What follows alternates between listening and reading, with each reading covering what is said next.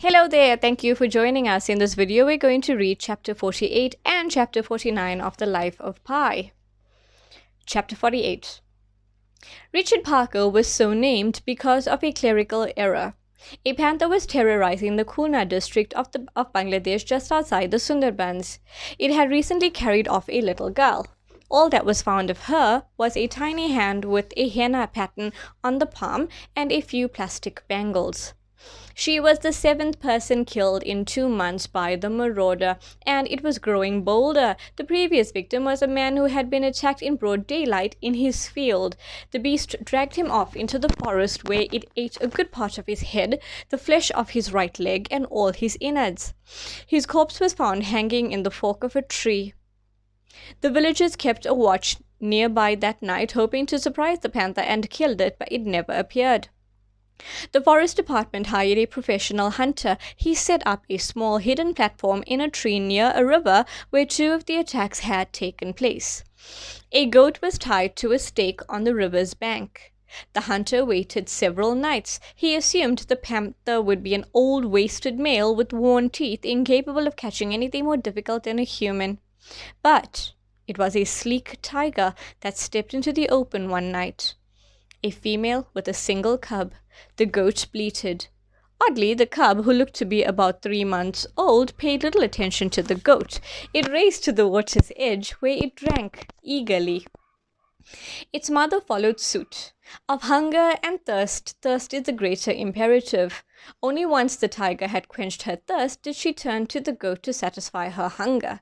The hunter had 2 rifles with him, one with real bullets, the other with immobilizing darts. This animal was not the man-eater, but so close to human habitation she might pose a threat to the villagers, especially as she was with cub. He picked up the gun with the darts. He fired as the tiger was about to fell the goat. The tiger reared up and snarled and raced away, but immobilizing darts don't bring on sleep gently, like a good cup of tea. They knock out like a bottle of hard liquor straight up. A burst of activity on the animal's part makes it act all the faster. The hunter called his assistants on the radio. They found the tiger about 200 yards from the river. She was still conscious. Her back legs had given way and her balance on her front legs was woozy. When the men got close, she tried to get away but could not manage it. She turned on them, lifting a paw that was meant to kill. It only made her lose her balance. She collapsed, and the Pondicherry Zoo had 2 new tigers. The cub was found in a bush close by, meowing with fear. The hunter, whose name was Richard Parker, picked it up with his bare hands and, remembering how it had rushed to the river to drink in the river, baptized it Thirsty. But the shipping clerk at the Howrah train station was evidently a man both befuddled and diligent. All the papers we received with the cub clearly stated that its name was Richard Parker, that the hunter's first name was Thirsty, and that his family name was none given. Father had had a good chuckle over the mix-up, and Richard Parker's name had stuck. I don't know if Thirsty None Given ever got the man-eating panther. Chapter 49. In the morning I could not move. I was pinned by weakness to the tarpaulin. Even thinking was exhausting. I applied myself to thinking straight. At length, as slowly as a caravan of camels crossing a desert, some thoughts came together. The day was like the previous one, warm and overcast, the clouds low, the breeze light. That was one thought. The boat was rocking gently. That was another. I thought of sustenance for the first time. I had not had a drop to drink or a bite to eat or a minute of sleep in 3 days. Finding this obvious explanation for my weakness brought me little strength. Richard Parker was still on board. In fact, he was directly beneath me. Incredible that such a thing should need consent to be true. But it was only after much deliberation, upon assessing various mental items and points of view, that I concluded that it was not a dream or a delusion or a misplaced memory or a fancy or any other such falsity, but a solid true thing witnessed while in a weakened, highly agitated state. The truth of it would be confirmed as soon as I felt well enough to investigate. How I had failed to notice for 2.5 days a 450-pound Bengal tiger in a lifeboat 26 feet long was a conundrum I would have to crack later when I had more energy. The fate surely made Richard Parker the largest stowaway, proportionally speaking, in the history of navigation. From tip of nose to tip of tail, he took up over a third of the length of the ship that he was on. You might think I lost all hope at that point. I did. And as a result, I perked up and felt much better. We see that in sports all the time, don't we? The tennis challenger starts strong but soon loses confidence in his playing. The champion racks up the game. But in the final set, when the challenger has nothing left to lose, he becomes relaxed again, insouciant, daring. Suddenly he's playing like the devil and the champion must work hard to get those last points. So it was with me. To cope with the hyena seemed remotely possible, but I was so obviously outmatched by Richard Parker that it wasn't even worth worrying about. With the tiger aboard, my life was over. That being settled, why not do something about my parched throat? I believe it was this that saved my life that morning, that I was quite literally dying of thirst. Now that the word had popped into my head, I could not think of anything else, as if the word itself was salty, and the more I thought of it, the worse the effect. I have heard that the hunger for air exceeds as a compelling sensation the thirst for water. Only for a few minutes, I say. After a few minutes, you die, and the discomfort of asphyxiation goes away, whereas thirst is a drawn-out affair.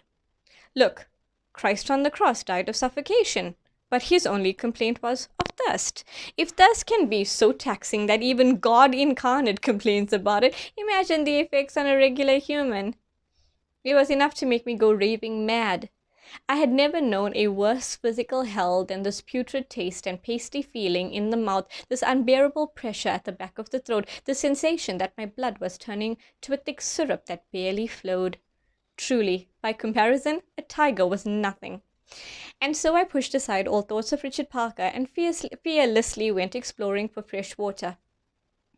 The divining rod in my mind dipped sharply, and spring gushed water when I remembered that I was on a genuine regulation lifeboat, and that such a lifeboat would surely be outfitted with supplies.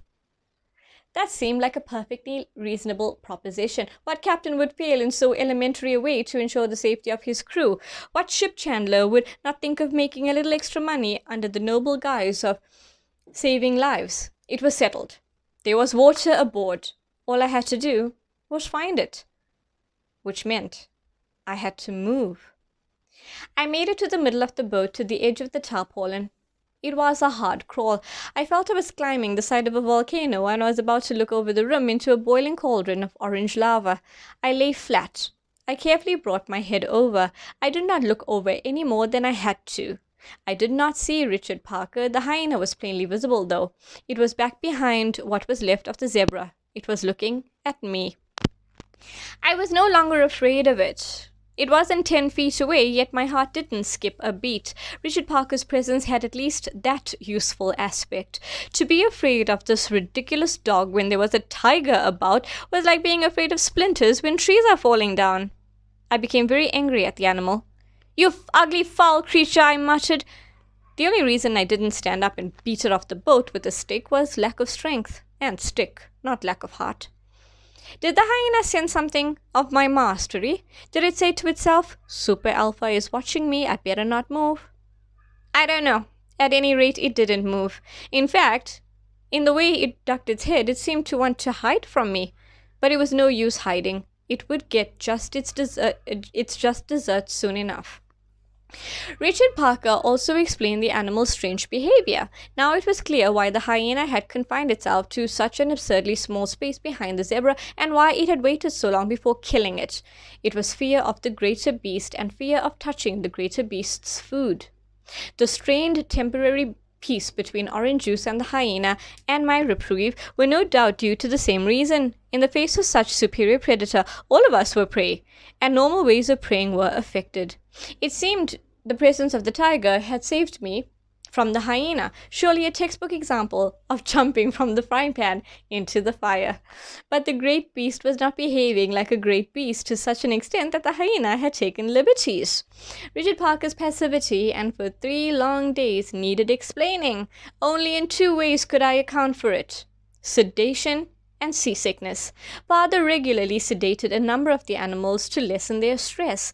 Might he have sedated Richard Parker shortly before the ship sank? Had the shock of the shipwreck, the noises, the falling into the sea, the terrible struggle to swim to the lifeboat increased the effect of the sedation? Had seasickness taken over after that? These were the only plausible explanations I could come up with. I lost interest in the question. Only water interested me. I took stock of the lifeboat. Okay, that was chapter 49. I look forward to joining you again for chapter 50. Goodbye for now.